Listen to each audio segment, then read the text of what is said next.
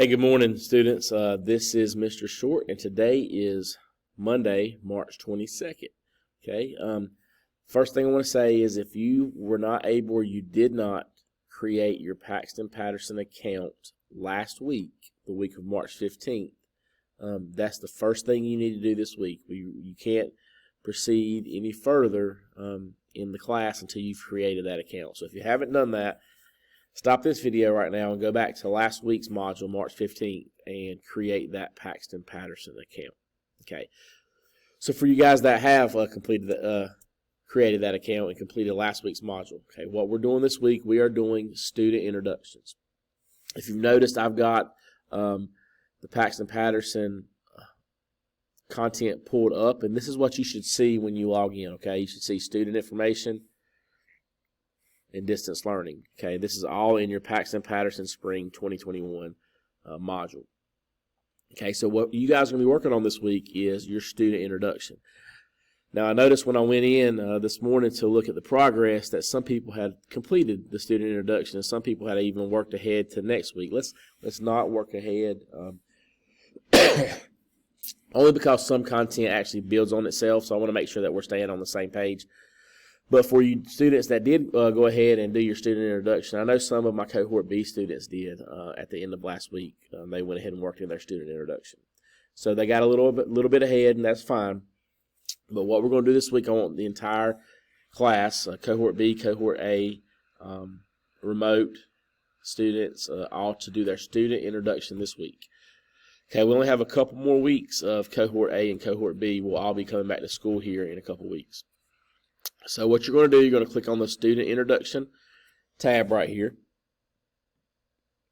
And it's going to bring up this right here. It says Lab Overview. You're going to click Lab Overview, and this is what you're going to complete for the week. Okay, there's a welcome message. The next thing is Chromie. You're going to find out Chromie is this really cool robot that kind of helps you as you progress through Paxton Patterson. And the more stuff you learn, the more stuff you do, the more of a robot he becomes. He starts out as basically a mop bucket. And the more you do, the more you learn, the better he becomes. Okay. And so it's going to take you through some different things. Teamwork, navigating the system, where it's teaching you how to actually navigate through Paxton Patterson. What do you know? It's going to ask you what you know about Paxton Patterson. There's some activities, activity references. It's going to talk to you about knowledge coordinates, which is going to be important as we move forward. Career planning, which in my opinion is the biggest and most important part of the reason we chose to use Paxton Patterson curriculum in class. And the reason that's the most important to me is because when you leave my class, I want you to have an understanding of the different possibilities that's out there in computer science and in the technology fields. Doesn't necessarily mean that you have to pick one of these careers, but I want you to be exposed to it so that you have the opportunity to know whether that's something that interests you or not.